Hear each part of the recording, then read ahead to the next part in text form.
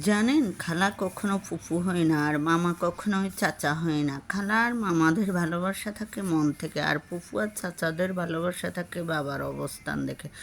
কথাটা অপ্রিয় হলেও এটাই সত্যি। আজ আমি রান্না করব মাছ দিয়ে, ঢেঁড়স দিয়ে, আলু দিয়ে। প্রথমে আমি মাছগুলি ভেজে নিলাম, তারপরে ঢেঁড়সগুলি কষিয়ে এরপরে মাছগুলি দিয়ে গরম জল অ্যাড করে দিলাম। এখন ধনে পাতা দিয়ে দিলাম। প্রায় আমার ঢেঁড়স তরকারি রান্না হয়ে গেল, নামিয়ে নিলাম। এই যে আমার ঢেঁড়স তরকারি কেমন হয়েছে জানাবেন। আর সাথে আমি ভাজি করব আলু দিয়ে, সিসিঙ্গা দিয়ে, মাছের ডিম দিয়ে ভাজি। এই যে ভাজিগুলিও প্রায় হয়ে গেল। এখন আমি ধনে পাতা দিয়ে দিব। এই যে ধনে পাতা দিয়ে নেড়ে চেড়ে আমি নামিয়ে নিব কিছুক্ষণের মধ্যে।